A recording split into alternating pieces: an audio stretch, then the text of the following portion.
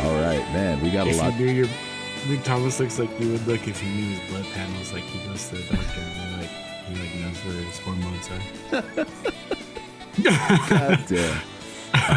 All right. We have a lot to talk about. There's a lot of interesting stuff to chat about coming out of this UFC 283 return to Rio. Big card.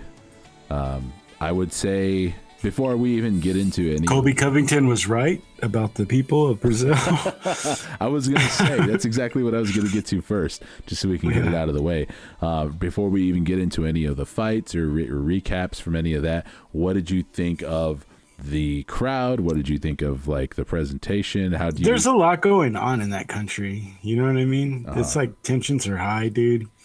They're probably just like they came from a fucking straight up Capitol insurrection. They just like, oh hey dude, tonight's the fight, and they're like, oh shit.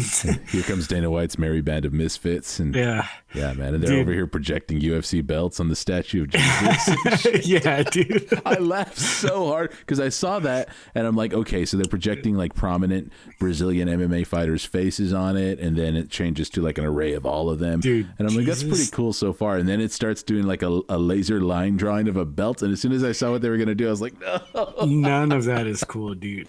I'll say it right here loud and proud on the podcast that I'm on. Jesus Christ is my Lord and Savior. I've accepted him in my heart. Please do not do that. I love MMA, dude. Don't do that. He was never a UFC champion. He does not care, dude. Jesus. I don't want him to care. I don't want Jesus to care about this shit. Jesus didn't tap. Yeah. Oh my god, dude. We're in times, dude. End times, dog. I thought it was a pretty big deal that we were going back to Brazil. It was cool. Yeah, they haven't been there since 2020, but even then there was no crowd because everything had just shut down from COVID. They still went ahead and put the card on there, and that was the last card for a little while, for a few months. But it hasn't been since 2019 that there has been a UFC card in Brazil with a full crowd. So this was their first return back. And yeah, like you had mentioned, man, some of the crowd and the behavior, it was to be expected. Obviously, we know that the famous Brazil chant, like you're going to die and stuff like that. Yeah. That's kind of what you come to expect. But man, throwing trash and drinks and bottles at Brandon Moreno, man, that's such a bad look. That's not good, dude. That's not good. And it's just hard to think about because like as people in the United States, I'm a proud citizen of the United States here, and we hear left and right like how shitty we are. That's like constantly what you hear. You just like have to live in shame if you're if you're a gentleman that looks like me, you're a colonizer. If you're this, you're that. But it's like I don't. And classic we've done some American guilt. Yeah, we just carry guilt, dude, no matter what. But it's like, Americans have done some pretty crazy shit at games, though.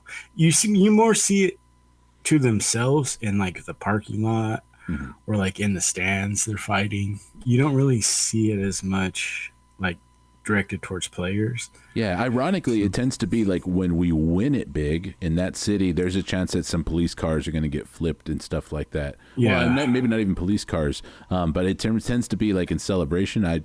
But like Philadelphia when they won the Super Bowl, that was wild. They have to grease light poles because people will try and climb them and pull them down. So we're just partying a little too hard. But then again, like I don't in a lot of the sports that we host, I don't know that we have a lot of I don't know that we're hosting a lot of international teams that like we're playing against to where it would get that heated. So I mean, because when Mexico comes and play soccer over here and they lose, they take it pretty shitty. Because it's mostly Mexican people that have to watch their national team lose to Americans in soccer. It's pretty rough for them, but we never see anything crazy, I think the worst was that one, the Malice in the Palace. That was like the worst. That was dope. Straight up chaos, dude. Dude, and I went to a game because Ron Artest went and played for the Kings, And I went to games that he was in, and it was always like in the crowd, like, "Hey, dude, this guy, don't say anything, dude, so straight up." And what was crazy was in that one, someone almost died. Jermaine O'Neal slipped. He was going to punch a dude, and he slipped, and so his punch like kind of got stopped in between, and so he kind of barely tapped the guy. I mean, he's 6'10", 250, and he was going full force at some tiny little fat guy. That punch is on. You could actually see it on video, right? Because I've watched the whole like minute by minute breakdown of it. Yeah. And you could see. I mean, I'm not familiar with the players, but I do. Yeah. It's burned into my memory. The guy who's just like going in full force, and he loses traction. Luckily, because he would have obliterated that guy. He would have killed that guy, dude. Oh man, but yeah. So we had 2 title fights, 2 new champions. A lot of intrigue there. Let's start at the top of the card. Glover Teixeira versus Jamaal Hill. We were both going Glover Teixeira in this, right? I don't recall if either of us picked Hill. No, I mean we did say I primered it. I hedged by saying like he's called Sweet Dreams for a reason, so you could catch him. But I had there was absolutely no any visions in my head of seeing what I saw. Yeah, like we were both pretty. I think everybody. The consensus was that this is going to go one of 2 ways. You know, it's Glover's going to get him to the ground, and he's going to get it done there, or Jamaal Hill's going to spark him on the feet.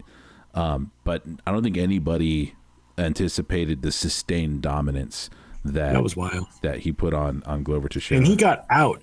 Glover had him on the ground. Glover had his back. Glover had him against the cage. Mm-hmm. Glover had him in different iterations of a clinch, and Jamaal just got out. He just, nope, sorry, it's not going to happen. He had his positions. I think it's to the point where, like, you know, obviously Glover retired, but I think if he was to continue with his game plan or with his age, the slowness, it's starting to look like if he was to keep fighting, he needs to get that takedown in the first round, and he needs to get the guy out of there soon, because you can see where he starts to conserve his energy right away. Because like the takedown, the kind of like takedown that he goes for, he's not trying to like explode through you. He just wants to pick up your leg and see if you don't have the athletic snuff to stay and keep your balance. He just wants to lift up your leg and see if you'll fall over. If you kind of hop, he catches guys on the hop. Yes. He grabs your leg and then they kind of do like a hop. When he like can time it perfect, you're hopping, you can fit a credit card under someone's foot in that hop. But once you're off the mat, he kind of figures out a way to pull his hips down and you're down on the ground. Yeah. And there was plenty of attempts, but as soon as it was evident that it's like, okay, I'm not going to get the takedown I want, he just he gave up. And I think a lot of people saw that. I was like, well, maybe his wrestling's not that good. I think it's more energy conservation because he kind of knows the kind of gas tank that he's working with. But man, Glover is made of something else, dude. The Brazilian like Ehrmantraut. He was taking some Ehrmantraut. That scene when he walks through and he's like talking to those gentlemen, those certain types of gentlemen on the block. Yeah, nah, man. That was rough. There were some rough to watch fights. But I mean, he definitely had something for Jamaal. He doesn't look like he looks like he could still fight. Mm-hmm. I mean, he lost to Jamaal's the champ. You know, it wasn't like he lost to Jamaal on a showcase fight on a fight night card that no one really cared about. Mm-hmm. It was a championship fight, and Jamaal looked like a champ in that moment. I mean, Glover's a previous champ. He barely lost to the champ before, to Yuri. Yeah. You know? And what he might lack in speed and physicality in his older age, he definitely makes up for, because like not every guy in this sport with the experience that Glover has knows how to use it. And I think this is something I mentioned before. Like we've seen plenty of guys with more fights, more experience than Glover still walk into the cage and fight dumb, like have questionable game plans. And Glover's like the antithesis of that. Like getting older and having to rely on his experience and ring craftiness arguably made him a better fighter. Like I think that's when more of his big opportunities actually came, just a little bit late. And of course, a championship in his home country, like it would have been it would have been a storybook fucking like career way to end his career. But in a list of top 5 light heavyweight title fights, Glover Teixeira can confidently say that he is 2 of those on the list, and out after 40, which I think is already enough, like a huge accomplishment. So yeah, it was strange to see him retire. I didn't think he would. I even after that fight, that wasn't in my head. At no part of that fight, I was like, he's getting his ass beat. He's getting ran. That's nothing. He hasn't had it happen to him before. I figured, hey, and within, I mean, because you think about it, Jamaal Hill's the champ. Yuri's not coming back for a year. I mean, he's 1-2 wins away from being right back in it. And it's not like he got sparked. He did get dominated. I mean, that's the honest truth. But I thought the ref could have stopped it easily. I'm not like, the ref should have stopped it, but there was plenty of opportunities to stop it. That whole card, there were some. I mean, I think Herb Dean is overworked because I see him doing a lot of one championship. I've seen him doing. He does like the Russian, he does a lot of Russian fights. I think he's a little tired, dog. Like he's probably just like worn thin. I could imagine. Because I remember I saw him on one card. It was like Thursday morning for me, and he's on the one card, and then it's Saturday night, and he's reffing fucking like 3 or 4 fights for the UFC on a Saturday. It's like, dude, I've got to imagine with the travel involved, and it's not like a call center job where you're just chilling taking phone calls. Like you're in between alpha males or alpha females, making sure that they're not killing each other. Serious concentration. Yeah. Take a nap, Herb Dean. Yeah, for real. But we have to give Jamaal Hill his flowers too, because like right away we fixate on Glover and the circumstances around his retirement and everything. I know a lot of people were a little bit biffed about the fact that like the arena cleared out while he was retiring. Yeah. And that I mean, as much as we were kind of going in on the Brazilian crowd at the opening of the show, I honestly don't even care that much about that because one, your guy just was getting his ass beat from pillar to post. I heard that apparently the arena where they had the card was in a really, really bad neighborhood, and it was really late too. And I holy shit! Apparently, like all the public, it's like going to a Fresno State Bulldogs game, dude. Apparently, all the public transportation shuts down at 3 a.m. there. And it was like after 2 a.m. already. So holy shit! I don't really, How spoiled is the United States, dude? Right. Like one championship, it's like, nah, dude. Singapore, we're gonna fight at 8 a.m. Right. Sorry about that, guys, because these colonizers, they want to watch it at 8 a.m. They need their shit in prime time. It's fucking Lauren Murphy's getting her fucking ass fucking torn inside out at fucking 1:30 in the morning. Like, yeah, Jesus Christ, dude. But Jamaal Hill, his boxing has come so far, like in such a short amount of time. Like there's been plenty of guys in this light heavyweight division who can throw heavy leather and manage to surge from a bit. And it might like look like shades of like what we see at heavyweight sometimes with a Derek Lewis or a Tai Tuivasa, like guys who maybe don't have to rely so much on their technique and fight IQ and get by a lot on their athleticism and their power. And I'll admit, for a while, like to me, Jamaal Hill was looking like just another one of those guys, to be honest, who was given an opportunity. But then here comes Jamaal with patient, persistent boxing, pumping out 4 or 5 jabs at a time. Like the dude leveled up. It was pretty impressive to see, man. I think I'm going to go ahead and give myself a pat on the back because one of our early podcasts we had talked about like how do you get the plus athlete that doesn't make it to the NFL to come and fight.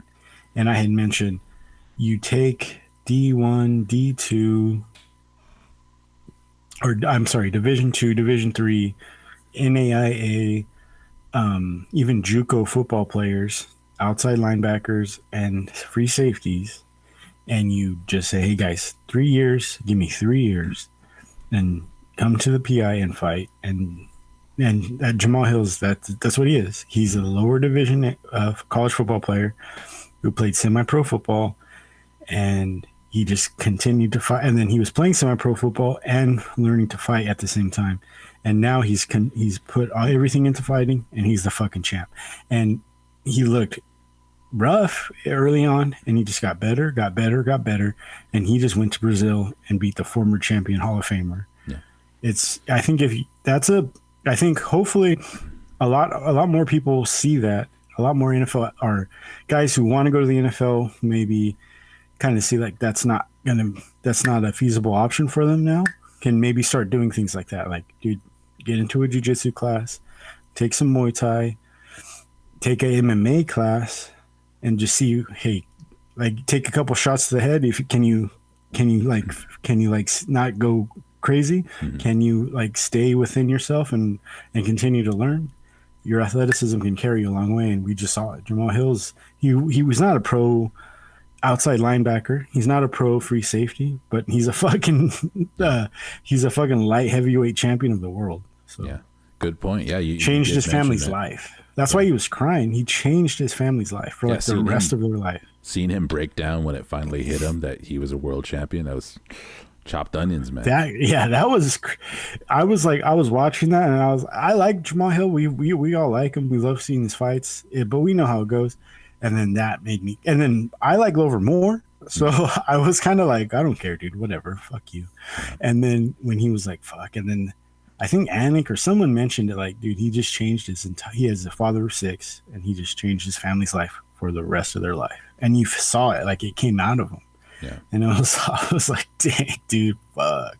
But for how long? Yeah, for real, dude. For real. You mentioned, he's hit some bumps in the road. Certainly, we've seen them, and not every career path is like linear and just consistent on an upward trajectory. Just 18 months ago, like we saw that this man had his arm dislocated in a triangle armbar and was getting hammer fisted into oblivion by Paul Craig, of all people, who earlier on this same card just got smashed like a bug. That was crazy. Yeah. So, I mean, Paul Craig's beat he beat Hill, right? He beat, who was he beat? Anthony Smith? Paul Craig. I could tell you right now. He has some names on his fucking. Jamaal Hill, Shogun. They were mentioning someone else who was like a standout to me, like, oh, like he beat that guy, but I'm not seeing it right here unless it was like way earlier in his career. It was, I think. Nikita Krylov, Jamaal Hill, Mauricio Shogun, who, but it's his losses that are pretty suspect, and the way they look, yeah. But yeah, like I was mentioning with Jamaal Hill, he might have. It's a good, like to your point about those athletes and stuff. It's a good way to show that it's attainable, and it doesn't need to be a picture perfect career on the path to that. As long as you're consistent and stay the path. And even if Jamaal Hill doesn't hold the strap for long. Like with the strides that he made, I think he'll stay a factor in this division, especially since he just defeated and retired like one of the biggest grappling threats in the division. Like this is the guy who was on paper supposed to give him the most problems. And after this, it's a lot of guys who are potentially willing to stand with him and aren't gonna present as much of a threat on the ground. So yeah, and I think that's a point that we made. It's like these guys continue to chase, arena football or Canadian football or USFL or whatever it is, because that they can just get paid that way. If they can see, like, dude, this guy was a semi-pro football player, and all he did was he translated his athleticism into this. He's not an ADCC champion. You don't have to be a fucking, or you don't even have to be a JUCO wrestling champion. You be a good football player with good athleticism and the willingness to learn and some toughness. Coachable. You can go a long way. Yeah. Yes, be coachable for sure. No. Real talk. Before the main event, I was saying that, and I don't think I said it to you or like anywhere on our social media, but I was thinking in my head basically that if Jamaal Hill won, that I would declare that Bellator light heavyweight champion Vadim Nemkov would be the better champion. Like the Bellator might have a case that they could say that they have the better light heavyweight champion. and Jamel won, that Hill, and I that immediately Hill took it back. Yeah. It was if Jamaal shows up, take ever, dude. he was in great shape too, because he always kind of had that like muffin top a little bit. That dad bod going for him. He always kind of had, like just a bloat to him. Fuck no, he looked great. And then he was stuffing takedowns, scrambling. Just, you have to be in some fucking shape. And I think they mentioned he had a nutritionist and a chef and all that stuff before this, which that's all you really need. Goddamn. Well, the future's wide open for Jamaal Hill. What would you like to see next? Like, who do you want to see challenge for it? Because it's not very clear right now with Jerry still being on the Yuri's shelf. out till the end of the year, so I like to see Uncle. I guess Jerry was saying he might come back in July, which is not at all like what a lot of people were saying when he first announced his shoulder injury. But anyways, I'm sorry, you were saying?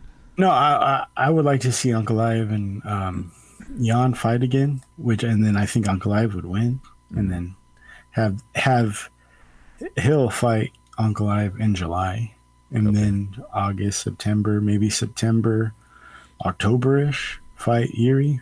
If Yuri's, I definitely don't want to see this go on the shelf, though. But, I mean, we all want to see Alex Pereira, whoop his fucking ass. I mean, everybody wants to see that, but I just don't think that that's going to happen as fast as we would like it to.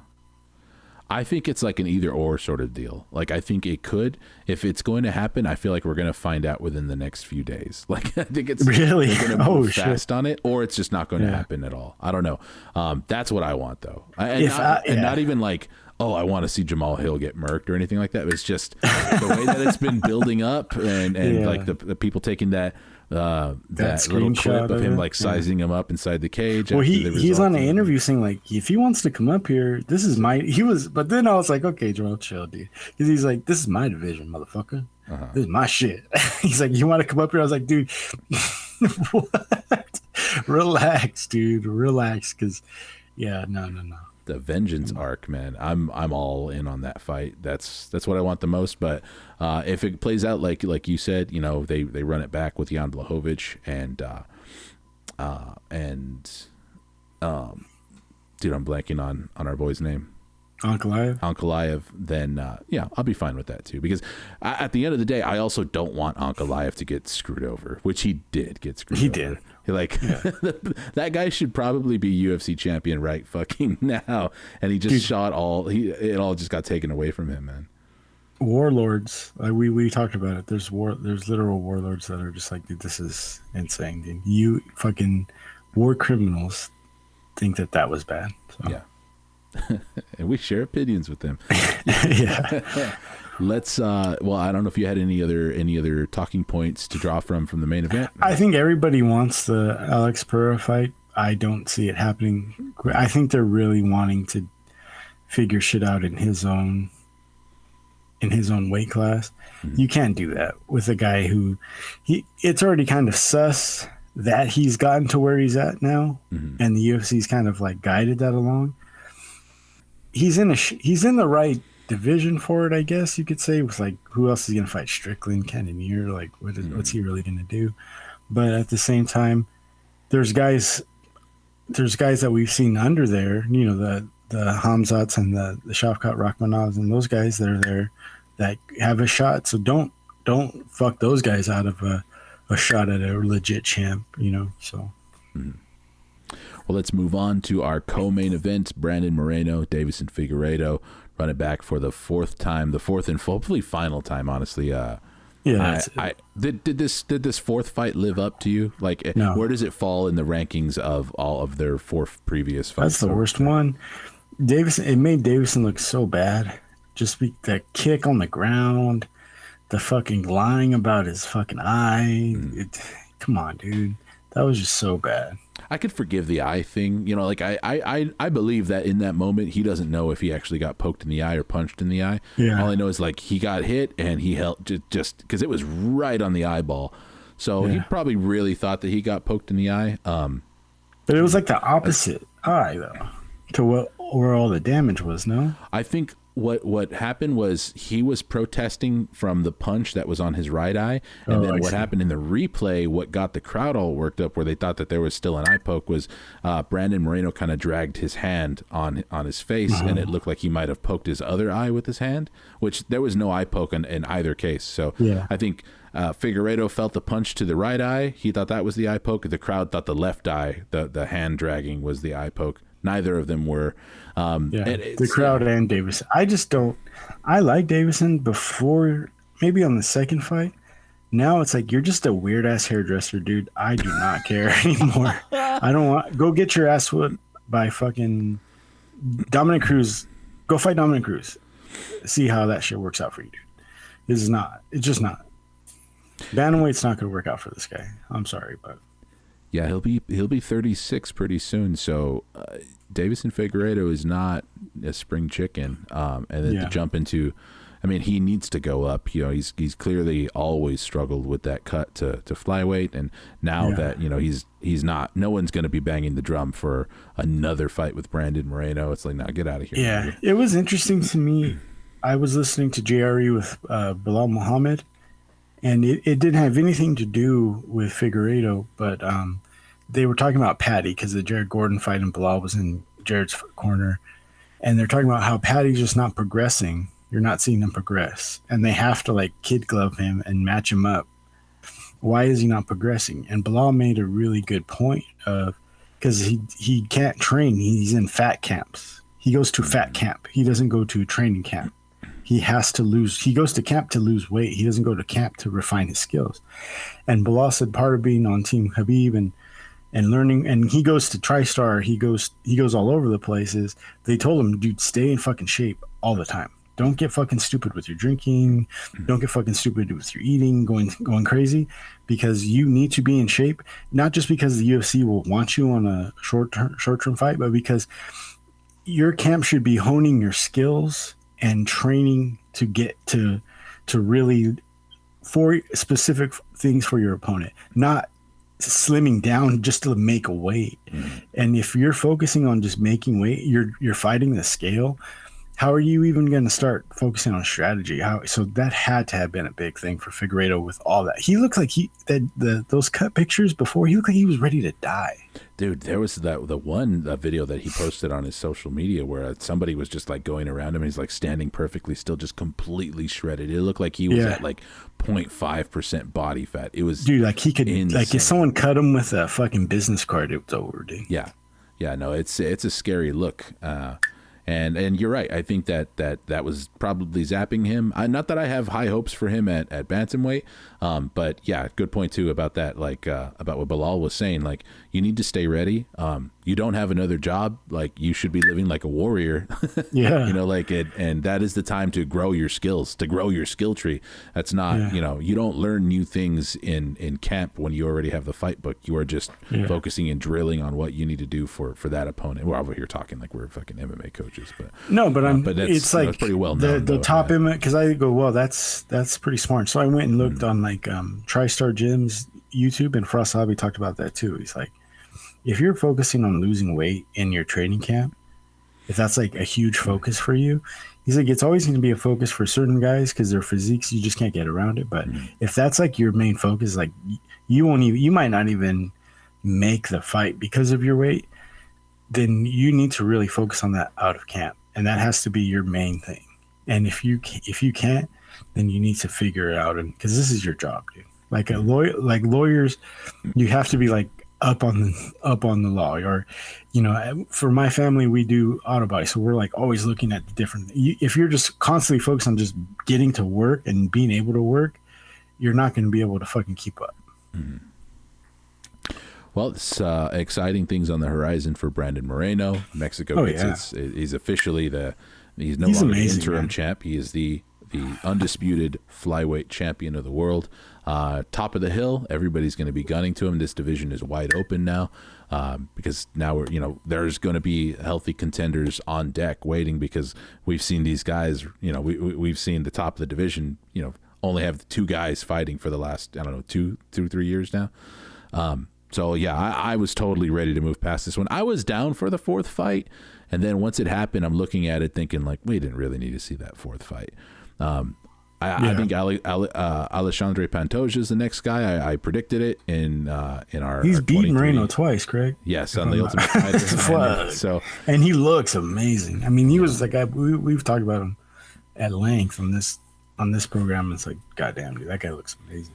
Yeah, so I think that's the most likely upcoming fight for Moreno there, because it really has to be Pantoja's fight if he wants it. I mean, he'd have to be injured or something like that for him to go back on the shelf and wait for another shot.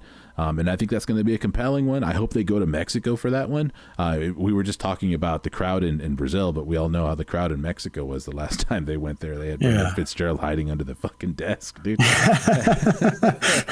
So that's going to be a wild one, because they're going to have their champ defending. You know what I mean? So now it's like he and they're in the middle of some shit too. Like, Brazil's going through some shit. Mexico's dealing with a few things down there too. So yeah, it's going to be a wild one. But yeah, I think this flyweight division is just going to get, it's better for it. It's going to get more exciting now. Please, I don't ever want a quintology again. Like, I'm not, it has to really, really be earned. This one, it kind of earned it, but when they actually got to that fourth fight, I felt that it kind of fell flat a little bit. I mean, Moreno was ready. He was ready for it. Oh, yeah. I just feel like Figueiredo does himself such a huge disservice by having to cut that much weight. And he's not fat. It's not like he's just the wrong frame for that. Mm-hmm. And sometimes as you get older, it's just harder to cut. Yeah. All right. Third fight on the main card, Gilbert Burns, Neil Magny. Gilbert Burns gets it done in one round with a submission, arm triangle choke. I can't really say I pictured it going anywhere else. I thought Neil Magny could win. Pick Neil Magny. Yeah, of this idiot. I'll say the thing about it was what was he, like 5 inches taller? He had a 9-inch reach advantage. Yeah, He's fought everybody. He has a funky style. I feel like if there was someone that was going to beat Gilbert, or maybe Gilbert, but it's just, he's such a fucking pro. Gilbert is such a fucking, and Neil Magny's a fucking pro too. Yeah. And he's going to win his next fight. I guarantee you he'll win his next fight. So, but it's just, goddamn, dude. Gilbert Burns is a fucking dog. He's a fucking dog, dude. He's that guy. Neil Magny, classically, is a guy who knows the assignment. You know what I mean? Like, yeah, and like you mentioned, he's a professional and he's good everywhere. I just feel like in this kind of a matchup with Gilbert Burns, Neil Magny isn't good enough in any one area to overcome that specialty that Gilbert Burns has. And yeah, just it was hard to picture him not or fending off Gilbert Burns' takedowns and that submission. Right. I did think that he was going to show out a little bit better than that. I thought Neil Magny could potentially lose a decision. But yeah, man, Gilbert Burns. I would have never put a dime. I wouldn't have put a fucking NFT on Neil Magny, dude. Did you see that? They're still pumping that shit. I was like, they're really making John Anik. They're like, UFC, the number one NFT for MMA. Buy a pack of and it's like Colby Covington in this weird. It's like, dude. If I had to put up a digital picture of Colby Covington in your fucking metaverse apartment or something. Yeah. Yeah. Or like, if it was a digital picture of Kobe with Jorge's ex-wife, okay, I might put that in my metaverse or my VR lobby maybe, and come show you like, hey, come to my house, check this out. Yeah. Yep, that's her. That's his real baby mama. Drawn by Dos Brack. Yes. Speaking of Colby, though, Gilbert Burns, he had a call out. He said, Colby, I'm coming for you. I think it's the right call out to make. I think it's, there's a lot of people in this division who have been ducking Gilbert Burns. He was trying so hard to get that George Masvidal fight, and he got dicked around, and that one didn't happen. I think it's pretty safe to say if George Masvidal is pretty much off the radar for anybody who's actually like striving to become a champion in this division. And because I don't think George is going to accept any fights that aren't just like a money fight at this point. But Colby, as inactive as he is, I still think I still think Colby's goal is to be the champ, or at least get there, be the champ once. So I think of the guys that, that have been kind of like bottlenecking this welterweight division, I think it was right to call out Colby. With that said, I don't know that it means anything or that he's going to get the fight, but that's the name I would have told him to call out, though. Does it make you nervous when guys like Colby aren't fighting? Does it make you nervous? Like, you should be fighting. Like, what are you like? And I get training is.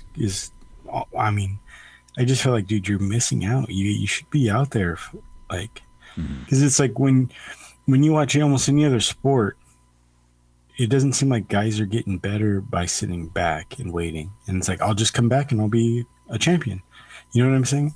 Yeah. Like, I would feel weird about watching an NBA player not play for 3, 4, 5, 6, 7 months. And it's like, well, it's the NBA finals. It's game 7. He's just going to play and he's going to be great.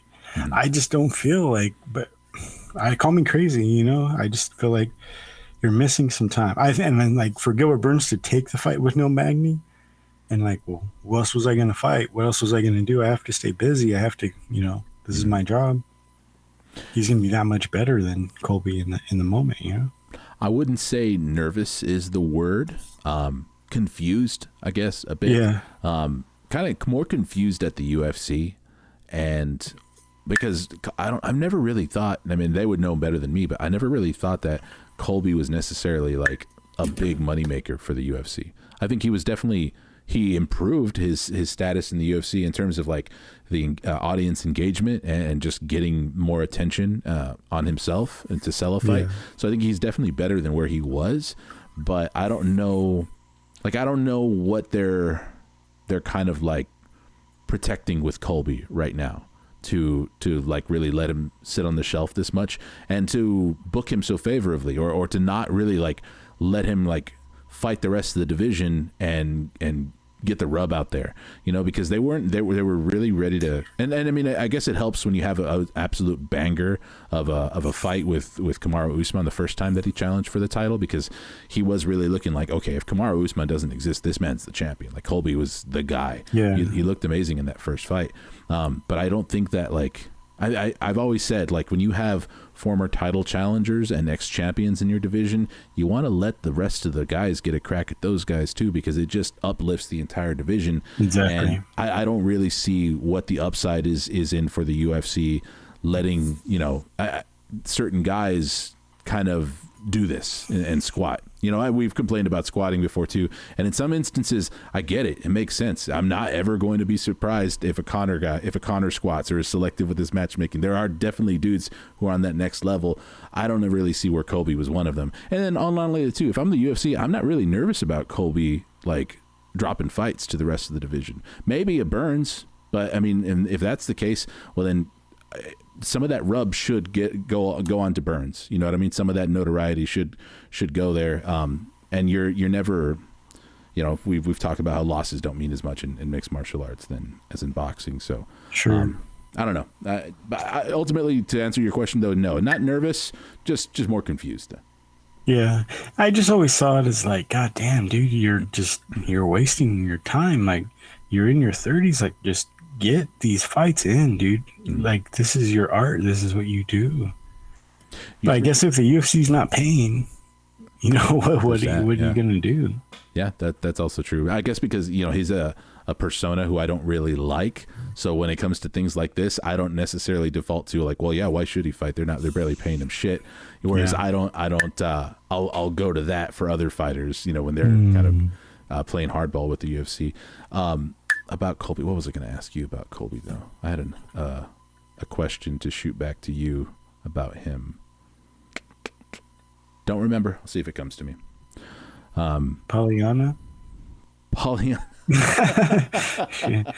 Whenever I think about her, whenever I think about him, I think about her.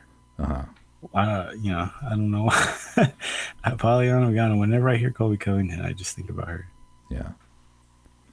All right. So speaking of WMMA, we can, if I don't remember that Colby Covington question, we can move on to probably what I thought was going to be the biggest massacre on this card until we got to the main card. Jessica Andrade beats the brakes off of Lauren Murphy, man. What a fucking... Okay, I have some stats for you that really put it into perspective just how much of a fucking beatdown Lauren Murphy took in this fight. How scary is this person? You're just so scary. That's all I was thinking. I was like, she is scary because she's low kicking and front jump switch kicking to the face. I was like, whoa. That's like when zombies start running. You're just like, oh shit, dude. Because you know, like she's like pretty psycho, and she's like Pocket Hercules, just wild, ready to fucking choke you the fuck out, or sock your fucking nose through the back of your skull, and that's scary in and of itself. But when she's low kicking like that, and it's like, and then jump switch kicking to your dome, what is anyone gonna do? Yeah, Andrade with the more measured approach like that, what you said, and kind of opening up her toolbox and pulling out some things that we didn't see before. That's fucking scary. If Valentina Shevchenko wasn't around, this is our flyweight champion right here. Yeah, because that's like it's Walking Dead, and you're like, you fucking stupid fucking zombie, and you're like pushing it, and it's like falling over, and then one out of the corner of your eyes like running. You're just like, oh fuck, I'm not getting away from that. The Brock Lesnar kick up like the Rock used to do back right. Yeah. So it's just like, dang, dude, what is gonna happen? Go ahead. Sorry, I broke up your stats there. I'm sorry about that. It's okay. Okay.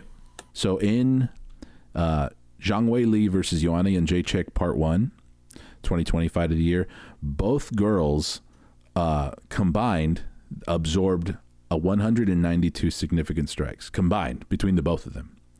In this fight with Jessica Andrade, it was like 200, right? Lauren Murphy took like 203 or something like that. Maybe total strikes, but as far as the significant strike count, Lauren Murphy by herself absorbed over 160 significant strikes in 3 rounds, and in front of her husband. Her husband watched that. Her husband could have stopped it. That's like me watching someone beat the shit out of my wife. I'm like, go ahead, I don't care. That was what I was going to get to next about whether or not who failed Lauren Murphy here. Was it the ref? Was it her husband in her corner? Like where was the impetus to stop this fight, man? Because the answer is yes. Yeah, to all questions. Yeah, everybody. And then did you see her going off on Twitter? Was it today or yesterday? Yeah. Just like, what about Brian Ortega? And like, no, his corner stopped it. Mm-hmm. So what are you talking? What are you talking? That's how stupid you are. Mm-hmm. His corner stopped it, dummy. And what about Glover? Well, Glover, we just mentioned should Herb Dean have stopped it. There was times in that fight where he looked competitive. Lauren Murphy did not look at any point in that fight like she wasn't listening to her corner. That's when the corner should have stopped it, because they were telling her, you need to wrestle. This needs to, every fucking time she sat down on the stool, why aren't you wrestling? This needs to be a wrestling match. What are you doing? Nope. Went out there and just kept her face forward. What are you doing? Yeah, she didn't generate any meaningful offense. I thought that the fight could have been stopped in the second round, and I think I was right, because the third round was probably the ugliest round. Like the third round, she came out and just was the third round you could make. It was a 10-8 for sure. The other ones I'd have to rewatch the fight to see if I would imagine that they'd be a 10-8. By the way, that fifth round, was it the fifth round or the fourth round of Glover versus Jamaal Hill? I think it was the fourth. I think that could have been a 10-7, dude. Like, dude, that was hurting my heart. Yeah, dude. And a 10-7 should never happen, because by then the crowd was gone, and then it was like pandemic mic'd, and you were just hearing meat slap, and you're just like, oh no, dude. And I want to say this too, and I want to put this as lightly as I could. When we just talked about Jamaal Hill changing his family's life, crying, Lauren Murphy also changed her family's life, because they're going to see less of her because of this. Her years of her life, dude, she should be crying, because she changed her family's life, because they're not going to see her as long as they should, because of what happened.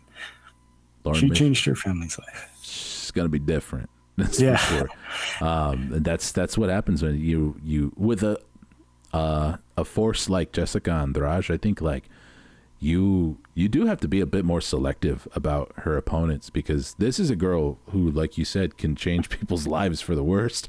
Like this isn't just competition. We have There's to gonna remind be ourselves Thanksgiving it's a fight. dinner, and you're like trying to get that green bean, and your fork is just shaking, and you're not going to be able to get it to your mouth, Lauren, because they didn't. Your husband's going to be right there watching you, like, I should have stopped that shit.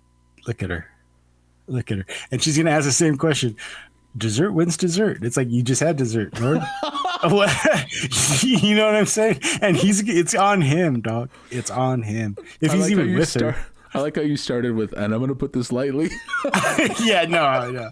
And now you're painting pictures. He's going to leave her, dude. He's already thinking about it. Oh my God. He was on Tinder when she was going out for that third round. He was on Tinder like, oh shit. Rough look. She definitely needs to take a big long break. I don't think I want to see Lauren Murphy back till ever again. Late 2023 at the earliest, for sure. Fourth quarter 2023. But Jessica Andrade, that was a little hard, but I mean, okay. I mean, I liked it.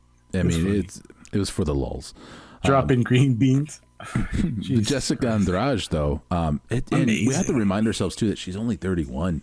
She's not even old for this sport or this division. So she's not going anywhere, and she's a multi-division threat. If you're anybody at strawweight and flyweight, like you don't have the comfort to be able to lie in your bed at night and be like, oh, well, at least Jessica Andrade is in that division and not my division, because she'll jump back and forth. She has been for her last 3 fights now.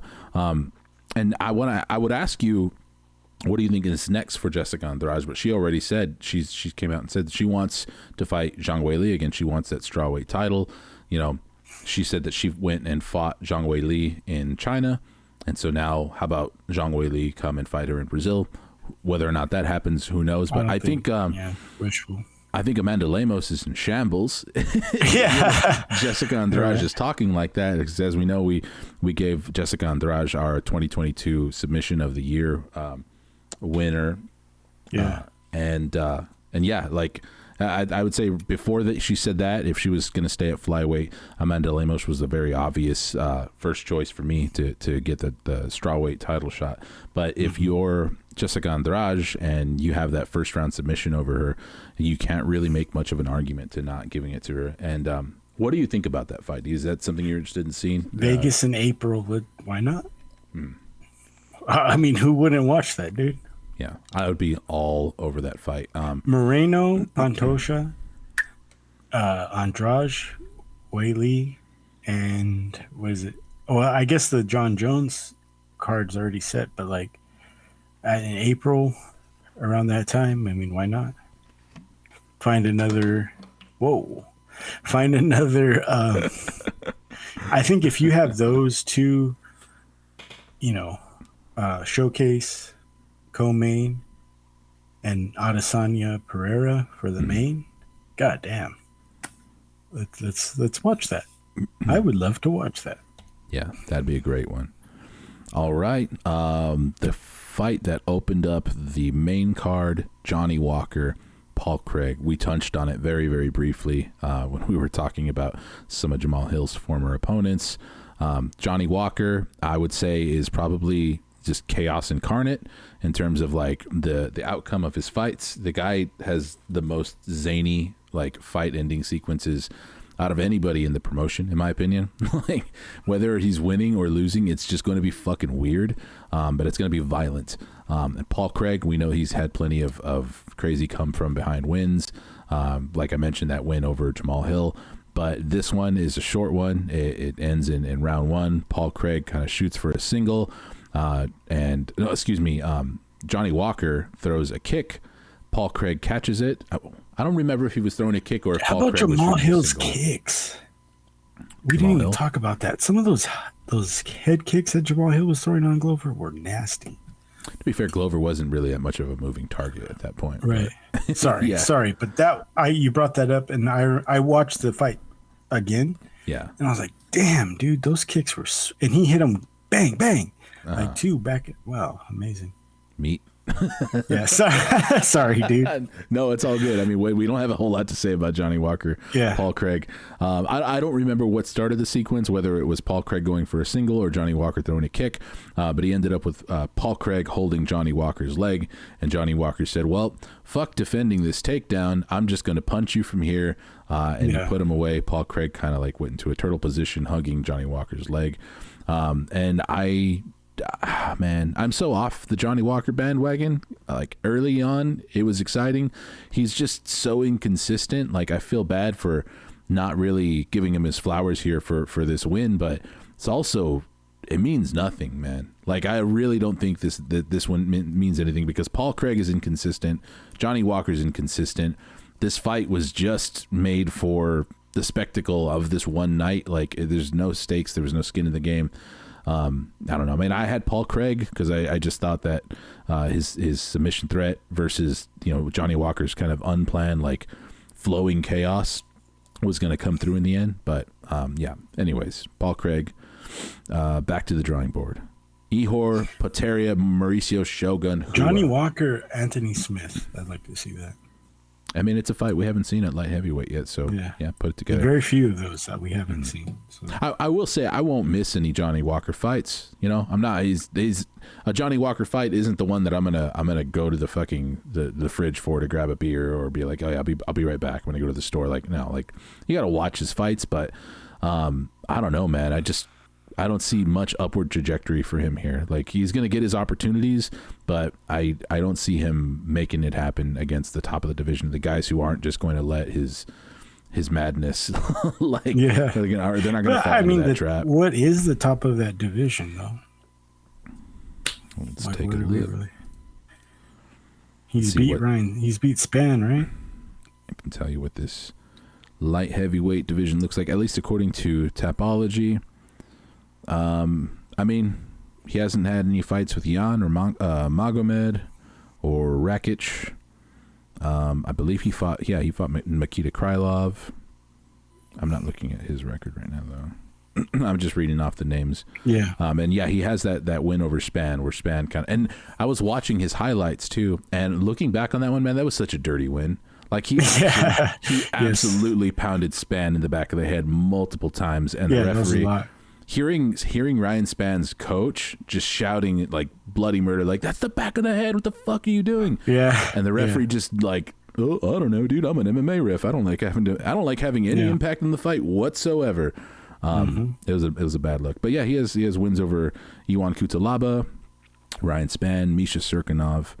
I don't know. I guess what I'm saying is it's hard for me to forecast like what Johnny Walker's ceiling is. Sure. And I don't want to talk about him anymore. 6'6". 6'6" and can move like that though. That's pretty scary. Yeah. Well, I thought like when he went to fight to train over at SBG that might be good for him because he needed to be a little bit more disciplined. But then that was like the worst version of Johnny Walker that we saw. Like not only for as far as competition, but in terms of entertainment value, he was just devoid of both. So I think this is the best we could hope for is just chaos incarnate Johnny Walker. But I think that I don't know. There's a lot you can do with them there. You said SPG right now, right? Yes. I was thinking like a South Park Mexican. Remember that guy? Not really. I know you're talking SPM. about. SPM. SPM. Sorry. Go ahead. Mauricio Shogun Hua retired. Fought Ukrainian standout Ihor Potieria, and it was pretty much what we expected. Doing Fortnite dances. That was Ihor. Read the room, guy. Like, you said it in our chat. Like, dude, where are you right now? How are you this daft as to like what's going on around you? Because it was a pretty touching send off for Shogun, and then they go to Ihor, and he's just like, "That's right, that's right. I come up for you." Like it's just like, whoa, dude. He's like shot out of a cannon. You know what I didn't know about this fight going into it? I was unaware that apparently. When they were looking for a final opponent for Mauricio Shogun Hua, who threw his name into the hat? Lyoto Machida, who is a free agent now and not signed to Bellator anymore. Apparently, he put his name out there and said, "Yeah, just re-sign me for one fight. We're 1-1. Let's do it. I'm already retired, but I'll come out of retirement for this." And that would have been fucking perfect. Lyoto, like Shogun versus Machida 3 in Brazil, and then they just say, "Nah, we're gonna do this unknown Ihor Potieria guy. Nobody's gonna care about it." I don't think he's going to do anything for Ihor Potieria. He didn't really look like... I mean, it's hard to gauge off of this performance alone versus Shogun because Shogun is so... He's washed already. Oh, man. But, I mean, how much upward trajectory are we really going to see with Ihor Potieria where you had to... what kind of rub are you trying to get off of Shogun onto this guy? Because I don't think anybody who's, like, a rabid, like, fan of the sport who's been watching, a newer fan... really knows or cares about Shogun at this point. Like, this one was kind of for the hardcores who remembered him from his Pride days. But and by the way, that's the last legit like former Pride fighter that was on the roster. I think someone made mention that Nick Diaz and Robbie Lawler both fought in Pride, but they never fought in Japan proper. They only fought like in their US cards. Correct. So Pride, that's over. Yeah, it's gone. I mean, Fedor's going to be fighting for his retirement fight pretty soon too. Oh, he's got the Pride shirt on right now. Oh yeah. So I mean, I guess that's going to be the final nail in the coffin, at least for active Pride or former Pride fighters in Bellator. But yeah, man, it's over. End of an era. Fedor's fighting Ryan Bader. But that's it. Jeez. That's it. Melvin was Melvin in Pride? I think so. Yeah. Yeah. Jeez. Gregory Rodriguez gets sparked Yeah. in round 1, dude. Doesn't take very long. Bruno Ferreira comes in, and I don't remember if you and I were talking about this in our chat, but I feel like Gregory Rodriguez should have taken some more time off before coming back from that Chidi Njokuani fight. Because I think that this could be a very, very bad sign for Gregory, for RoboCop. It could mean that jaw. I mean, for sure, I got to give some credit to Bruno Ferreira. Maybe the guy hits like a fucking tank. I'm not familiar with him, but he's I went back and watched his. Uh-huh. I've watched a few like highlights, like YouTube things for him, and yeah, he looks like he hits as hard as he looked like he did on Saturday. But goddamn. Yeah, because, I mean, Gregory Rodriguez in that fight with Chidi, like the knee that he ate from Chidi Njokuani, and then for this punch from Bruno Ferreira to take him out, it's like either Gregory Rodriguez's chin is shot or he didn't take enough time to recover, or Bruno just hits like a Mack truck. Yes. Again, the answer is yes. I think both are true in this case. Gregory, man. I mean, he took as much damage as some people take in like 5 fights, or some people their whole fucking career in that one Chidi Njokuani fight. You're right. So I guess we should be more excited for Bruno Ferreira here.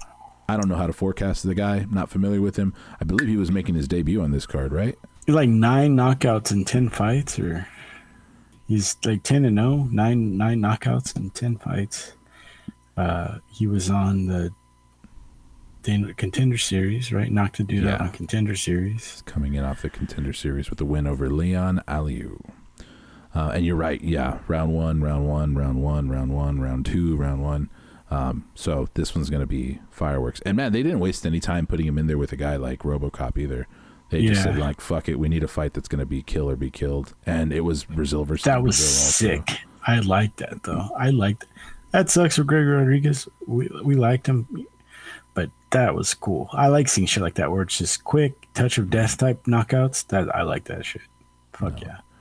And there was more of it, man. Because I'm not related to RoboCop. It's not my family. So that was cool for me, dude.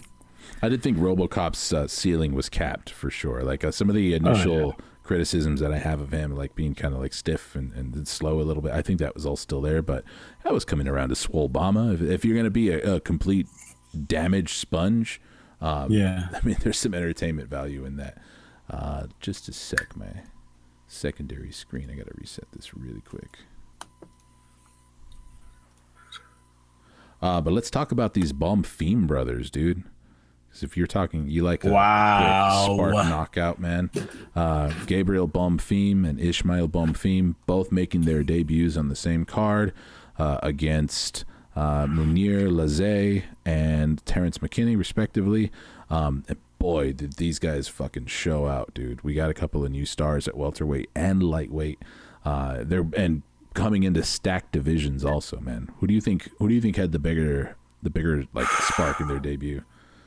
Gee, I can't call that. I guess, I mean, knocking out McKinney is pretty, in the way that he did it, just because he knocked his fucking mouthpiece out a couple times. Yeah. Before that, and just out. Like, let's put a pin in that one for knockout of 2023, Yes. dude. Yeah, Let's put a pin in that one. That early was contender. Not even just for style points with a double flying knee, but Terrence McKinney just eating it and then slowly just collapsing onto his face. I went back and watched it again, and the way he set that up, because Terrence McKinney was, okay, again, I'm humbly coming to you. I am not Trevor Whitman. I am not Dwayne Ludwig. I'm not even fucking Mike Winklejohn. So I had no idea what I'm talking about here. He was setting Terrence McKinney up because McKinney, he was like, how was he? He was his feints, his shoulder movements. McKinney was overreacting to almost everything, and he was dropping that head down. So the double knee wasn't like let me just try this. It was like, oh, I'm gonna get him with the double knee as soon as I get him here. Here it comes, boom, there it is. Bye, good night. Wow, that was amazing. KO. Yeah, that was, he's completely set that up. That was not luck. That was not, because sometimes in some fights, dudes will try shit like that just to try it. He set that up from the beginning of the fight to as soon as it hit. That was cold, calculated. He knew exactly how he was going to do it. And I might be wrong too, but I think it was the only flying knee that he threw. He threw other knees, like he was throwing everything. Yeah. But to your point about like the fact that it was set up, it was planned, it was, you know, he baited him for that. Is that the fact that was the only one he threw and it landed. There was no, because like you mentioned, there's guys who would try that kind of shit and they whiff on it badly because they're just they're playing a video game. They're just mashing buttons to some extent. Right. This wasn't that. And I'm really impressed too. But like the fact that, I mean, we don't really know, but then seemingly not a bit of octagon jitters, of like first time like octagon jitters under the big lights in his hometown. You know, we've seen fighters who kind of crumble when they're actually in their hometown. They're actually worse off because the pressure's there. It's not about just winning the fight. Now it's potentially getting sparked and getting melted in front of your friends and family. So yeah, man, big debuts from both of the Bonfim brothers. The other one, Gabriel Bonfim. I wasn't very familiar with the guy that he fought, Munir Lazzez, but to counter that takedown attempt and just like roll straight into the arm triangle. Was it an arm triangle or was it a rear naked choke? Let me see. It was mounted guillotine choke. Yeah, guillotine. Super impressive, man. I can't say a whole lot about them. All I can say is that obviously we're both going to be excited who they're going to be matched up with moving forward, and see if they keep up that momentum. Oh, I hope one gets a chance to kick the shit out of Paddy Pimblett. They're not going to let him, but because McKinney's not going to fight Pimblett now because he's not ranked he's not going to be ranked as high as and he's coming off of kind of a rough stretch. But I mean, hopefully off the losses. Yeah, hopefully he can kick the shit out of yeah, good one there. Hopefully he could kick one of those guys needs to kick the shit out of Paddy, dude. I would love to see that. I saw a lot of people saying like, oh, maybe now they actually do the McKinney fight because, you know, some of that, he doesn't look as dangerous now. So now I think some people are thinking the opposite, that maybe now they actually make that fight. I'm of the belief that I think I've said it on the podcast before too. I think they're going to do the Molly McCann approach with Paddy eventually. They're going to sacrifice him. I think that's the plan, since you know he's going to start to demand a higher pay because he's so popular. And you can't keep paying him that if you can't actually put him in there with the big dogs in that division. So, eventually, I think Ismail Bonfim, like if you really want to please, you put him in there. You put him in there with Patty, and suddenly everybody's going to know who Ismail Bonfim is. So exactly he knees him like that again, and then trips, and then Herbean's like, "It's over, he's out." We're gonna see some weird shit like that, dude. Jailton Almeida. Why, like you said, man, why were they in such a rush to do this Shamil Abdurakhimov fight? Because I was looking at both of their records or Tapology pages, and you're right. I saw that like they had this fight booked 3 times, and they had to like reschedule it a bunch of times. So I saw that right before the fight. I was like, I'm gonna take a look at who this guy's fought. And it just kept saying canceled. Why? Who cares, dude? Cut bait, dude. Cut bait. This Shamil Abdurakhimov very likely going to get his walking papers soon, because he is now, I think, like 5-6 in the UFC, and all of his losses in the UFC have been by finish. He's lost to some monsters, though. It's not like he. Yeah. Sergey Pavlovich, Jailton Almeida now. Chris Dawkins was probably the most questionable one. So yeah, he's definitely lost to all of the heavy hitters, but he hasn't won a fight since 2019. And I think being a guy who didn't come into the UFC off of something like the Contender Series or something like that, he's probably not demanding a high dollar. I mean, he's still just Shamil Abdurakhimov. Right. But the UFC can definitely fill his spot on the roster with somebody who they're paying significantly less to be much more exciting. So Shamil Abdurakhimov, probably not long for the UFC roster. Jailton Almeida looked amazing, though. Picked him up. Like, Shamil Abdurakhimov is a huge guy. 60 pounds weight discrepancy, and he just picked him up off the floor and threw him on the ground. Yeah, man. Jailton is looking like a factor. And there's a certain contingency of the fan base that think that he's still a potential multi-division threat. Like, this is a guy who could go down and challenge or compete at light heavyweight also. I don't know.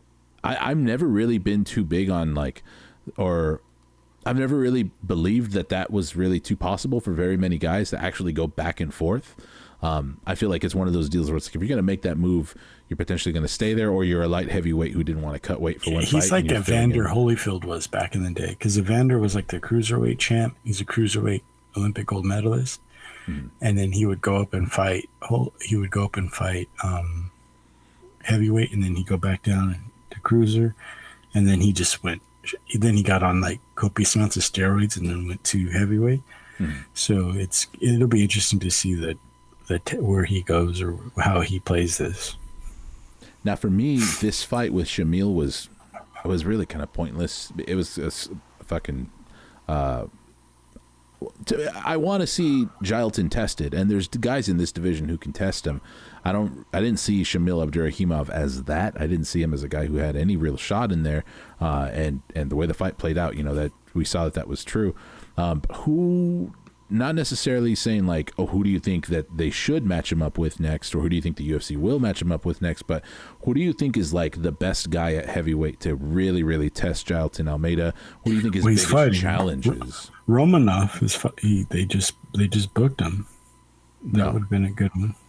Oh, yeah. You're saying they just? I thought you were saying they booked him against Jailton. Alexander Volkov and Alexander Romanov are fighting. Yeah. I would have liked to see Romanov fight Jailton, because you're not going to get away with ragdolling Romanov, or you're not going to be able just to walk him down. Yeah. So that's who I really would have wanted to see. I know Spivak's coming up this week. Like, one of the Moldovan boys would be nice, but at heavyweight anyway. Yeah. But I would like to see him, as weird as it sounds and as boring as it sounds, as someone who can really grapple with him. So I don't know, but that's at light heavyweight. Paul Craig's at light heavyweight. I mean, I think you knocked it out of the park with Alexander Romanov. That I would have agreed with you. I said no because I thought you were saying that they booked it already. Like, I was all, what? Fuck you. Yeah. But no, I think that would be an ideal one, because he's just so thick, man. I can't Yeah. picture him. He's not gonna. If he does get picked up and dumped like Gilton did with Shamil Abdurrahimov, that'll be really extra scary. I don't think that happens, but I hope that's the matchup that they make. Oh man, shit. I mean, Aspinall's coming back. I mean, I don't know. That would be a good one too, because Aspinall has good grappling. Like that's kind of his bread that's and butter. kind of.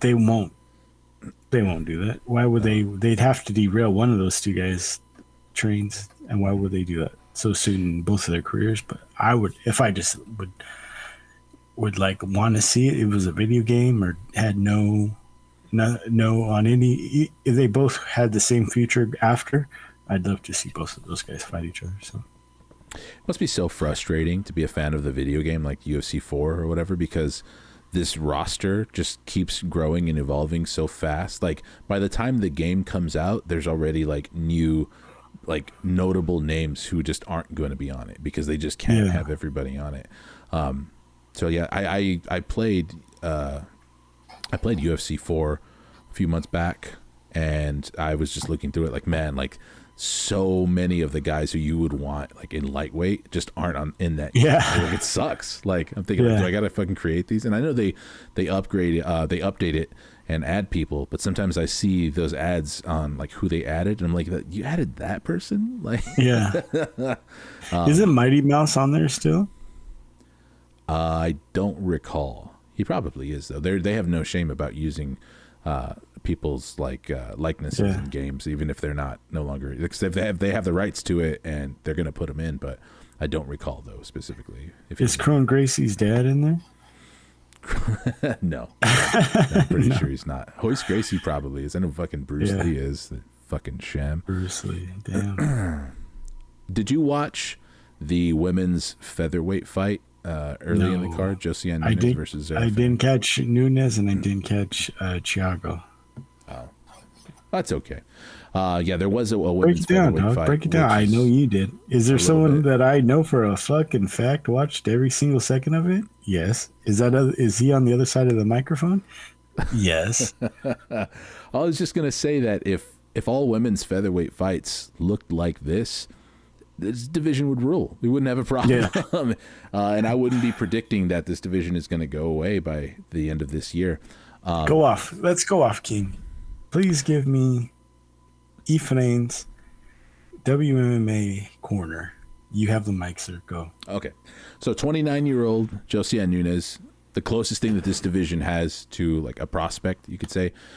She was having some trouble with Zara Farron in the first round, particularly. The kicks to the body, the uppercuts were there for Farron, and they weren't insignificant when they landed. Like Nunes was clearly in trouble, like in the very, very beginning of this fight, without question. And I think that that's a little bit of an indictment on Nunes, who is like I said, the only thing that the closest thing to a prospect in this division, because they had to fucking dig up Zara Farron for this fight. This woman hadn't fought since 2020, and she hadn't won a fight since 2017. With 2017 being the last time that she fought more than once per year. And let's be honest with ourselves for a minute there, like the beginning, well, you didn't watch it, but yeah, like she was giving Josiane the fucking business, dude. And I hate to be this negative, but like it's a bad look for featherweight. And I'm beating this drum so hard because of my prediction, because I made a prediction. I need to be right. But my solution is that I think they should just consolidate bantamweight and featherweight. Make it 140 pounds and just call that bantamweight, because at this point there is like 4 girls at featherweight and maybe 2 of them who matter, and that's Norma Dumont and Josiane Nunes, and of course the champion Amanda Nunes. But because right now, like, let me see, I wrote it down. Let me see my notes. Next month there's another women's featherweight fight. Eileen Perez is fighting Haley Cohen. And then there's not another one till April, and then there's nothing else booked after that. There's not even enough featherweights to give us like one women's featherweight fight a month for the year. Yeah, and that's not good. Yeah, that's the writing's on the wall. Yeah. Of the top 50 featherweights in the world, or women's featherweights in the world, And not just in the UFC, like all of them. There are 6 of them who have fights booked. So like nothing is happening in this division, like not even outside of the UFC. It's just not happening. Let's see, April 22nd, that's when we get that Norma Dumont fight. She's fighting Carol Hossa. And if you look at the featherweight rankings on Tapology, there are multiple women in the top 50 who are literally 1-1. Danielle Wolf is 1-1, and she's in the top 25, dude. Danielle Wolf, 1-1. There's a Ukrainian girl who's ranked 35th in the world, and with only 1 win and 2 amateur losses. And that one win was in 2020 against a girl who was also 0-0. And she's ranked 35th in the world, dude. My older sisters in the 90s probably would have been ranked at featherweight. Oh, shit. Like, it's just crazy, man. Your older sister could throw it down or what? I believe at least one of them beat up a guy when they were teenagers. Oh, so nice. Like, yeah, Fuck if this chick with 1 win is ranked at, like, come on. And like I said, if every fight looked like this fight, because there was entertainment value there, but I think it was for the spectacle. Josiane Nunes, she's really good, but she does not have the frame of a women's featherweight. And Zara Farron was incredibly tall, so she was giving her problems with knees and uppercuts. And then it all fell apart for Zara Farron because WMMA, you know. So yeah, man, I'm gonna keep beating the drum for this prediction that the featherweight division won't survive 2023. Based off that division schedule alone, like this is going to be the only relevant. This is going to be the only time this is a relevant topic. Like I'm only going to be able to talk about this a few times a year apparently, because that's about the extent that we're going to get women's featherweight fights. Put them together, like I said, put them together with bantamweight. Let's get Norma Dumont in there with fucking Holly Holm, or let's get Josiane Nunes in there with Holly Holm. Like there's no reason they should like be digging up like these corpses of featherweight fighters who haven't been competitive in so long. I think it's a bad look. And my final point, and this is like why I think that they're even doing this. Let me see. I have it in my notes here. Okay. The only reason that featherweight exists in the UFC is because I think it's just a big fuck you to Chris Cyborg. That's the only reason. It doesn't make any sense to me why else they would be still like upholding this division for because they have a champion right now in Amanda Nunes who beat Chris Cyborg at that weight. So for as long as Chris Cyborg exists, they can say we have the better women's featherweight fighter. We're not even going to put up a front and actually attempt to make this a real division that people compete in. We're going to do just as little as possible to make it look like this is an actual women's featherweight division, but we have the best women's featherweight. Fuck Chris Cyborg. I think that's all it is, man. Yeah, because they... Damn. I mean, and the same thing, like...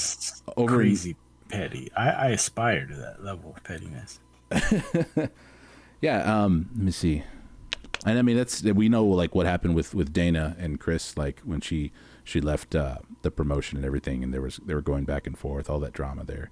I don't know. That's all I got to say about it. I just think like, yeah, I think that it's interesting that this first pay-per-view of the year sets up so many of my predictions. I think in my head, at least, though, I'm connecting the dots. Like there's the whole the potential for Alex Pereira to go up and challenge for the light heavyweight title. I predicted that he would be the champion by the end of the year. Then there's Alexandra Pantoja for flyweight, and then now like this. I mean, I guess nothing that happened in this fight was very much of an indicator that like the featherweight division won't continue. If anything, it was an indicator to like the opposite, because it wasn't. To be fair, it wasn't an entertaining fight. But this is what like made me look into that division and be like, okay, what are we really working with here? Who's actually active in this division? When's the next time I can watch a women's featherweight fight? And it's bleak. There's not a whole lot there, man. So I just watching you break that down was like watching a Mongolian snow leopard in the middle of fucking January, dude. Just fucking weaving in and out, grabbing rabbits. You're so good at that, dude. Let's talk about your San Francisco 49ers. Oh, yeah, okay.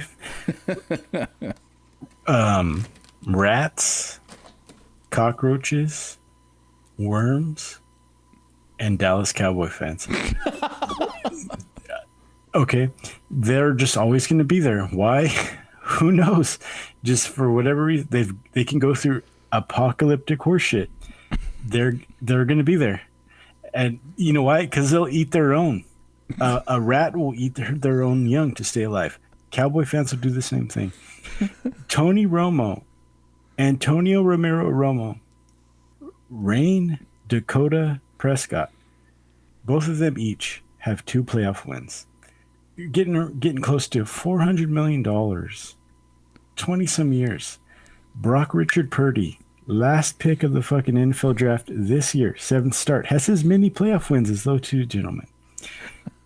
How many times have they been to the NFC Championship game in almost 30 years? They haven't. They haven't. I like it. Like, let's talk about your 49ers. Like, oh, let me piss on the Cowboys. Fuck them. Why? Why? I could talk about that. No, go off. It makes no sense, dude. It makes no Dallas Cowboy fans. It makes no sense to me. You make no sense. Sorry, your father didn't hug you in the 90s, dude. Sorry about that. I feel bad. That sucks. That would suck. Just get over it, dude. Get over it. It's so weird. It is the weirdest thing, and it's that one thing where I read a story where like human beings that don't have an inner monologue. Like what that must the Dallas Cowboy fans, no inner monologue. They can't sit and think about what's going on in their head. They can't like. It's crazy. They walk among us, dude. They walk among us, and then they're just like now the NFL's rigged. Now the NFL's rigged all of a sudden. You got just go to hell. Just all of you guys just go to hell, dude. Gone. Have you ever spoken to one like a because there are some very a lot of Cowboys fans in my family. Yeah. Fuck them. Okay, sorry, dude. Worms, dude. No inner monologue. It is weird. It is weird, and that'll just show you like how propaganda in this country works. Just like how, dude. Really, dude. Tony Romo 2 playoff wins. Dude, all the shit they talk about Jimmy Garoppolo, that guy, his playoff record, shits. They would fucking suck their father's cock for one quarterback to have Jimmy Garoppolo's postseason record. They would all day long. And I'm sorry I had to say it this way. I'm sorry. It's sad. It's very sad. And I'm like listening to them speak to me all week long, just in the wild. One of my best friends just looking me dead in the face like, it's over for you. It's done for you, Brandon. It's going to suck. And I'm just like, what? Dude, no inner monologue. None. It's just air. Just go straight in from there. the It's brain like to the buzzing. mouth. Yeah. Have you ever stood close to like a cell tower and it's just that cracking? Yeah. Yeah, that's what's going on in their head, dude. It's sad. How are you how are you about this matchup going into it with it's going to be fun. Eagles? The Eagles are very good. It's a very good team, very formidable, very physical, very big fan of Jalen Hurts. Was always a big fan of his when going back from his time in Alabama to Oklahoma. He just seems, for the life of me, just as a great guy, solid guy, great athlete. They have a great wide receiver core, Devontae Smith. They got Brown over there. They got a good O-line, great defense, good set of running backs. So it's definitely the toughest team they faced all year long. The 49ers have a really good roster. They do have a seventh round rookie quarterback. So it's going to be interesting to see. Would love to see them win it, of course. I think they definitely have a better than average shot to win it, but I'm not going to make any bold assumptions and say they're just going to go over there and beat the fuck out of them. They definitely have a chance to. They have the personnel to. They have coaching that could totally do it, but we'll see. Well, on the other end of the spectrum, I'm very, very excited for my Cincinnati Bengals going into the Chiefs. Yeah, repeat of last year. I'd be really, really excited if it ends up being a Bengals versus 49ers Super Bowl. That would be great. I know our O-line is a little bit banged up, but we didn't look any worse for it against the Bills. I think not with Joe Burrow. That guy's amazing. Yeah, I think that if they can repeat that kind of performance with the Chiefs, and then now I understand Pat Mahomes, he fucked up his foot a little bit. I haven't even seen his high ankle sprain. That's rough, dude. They say it's better to break your leg, right? He did come back and play, but they say for a high ankle sprain, it's almost because Jimmy Garoppolo had one of those a few years ago, and he was out for a long time, and he had to have surgery. I think Tua Tagovailoa had one of them, and interesting because Jalen Hurts. Tua had one of those in, I think it was the SEC title game, and Jalen Hurts had to come in. Jalen Hurts was a freshman starter. I think won a national title or gotten close to one, Heisman Trophy candidate, and Tua came in, took his spot. And then Alabama kept rolling. Then Tua had a high ankle sprain. He actually he had surgery on it, but because college football between division championship and the national championship, there's like a full month, so he had enough time to come back and heal and play. But yeah, dude, you miss a month, and they say it's worse than because it feels like it's broken. You just can't anything from like right below your knee to your ankle. It feels like there's nothing there, and like you're like trying to plant and you just can't feel it. So, oof, that's scary. Yeah. Well, let's see how that goes. I think I like our chances, but definitely the less. Oh, I mean, they beat them the last 3 times. They beat them at Arrowhead. Yeah. This is when it matters, though. So. And the Chiefs. I mean, the Niners have the Chiefs. One of their corners, Trevor Ward, who's not going to be there. The Chiefs don't have Tyreek Hill. It's not. I mean, and then the guy that kind of equalized all that's Patrick Mahomes, and he's hurt. So. Very, very fortunate are we Bengals fans. Yeah. All right, man. Cool. Well, we covered it. We don't have a card this coming weekend, so we'll be back the following week to give our breakdown of whatever upcoming fights are coming. I don't even know off the top of my head what's coming up the weekend after next, but I just want to stop and say, like, everything, everything about the Dallas Cowboy fans. I truly meant that from the bottom of my heart. He wants to take a moment to apologize to absolutely nobody. No, they don't deserve that. Fuck them. No inner monologue. There's maybe 2 or 3 people on the planet that say they're Cowboys fans that I would be sad to see something bad happen to them, but all the rest of them, I do not. I don't care. Silver teeth children. So they all their kids have silver teeth. They have multiple pairs of jorts hanging in the closet.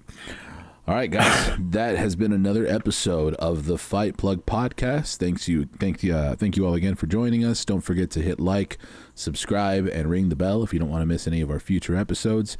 And if you have any thoughts or opinions, or if you're a Cowboys fan, by all means, we encourage you to sound off and comment down below. Unsubscribe. Unfollow me. You see our subscriber count drop to 17.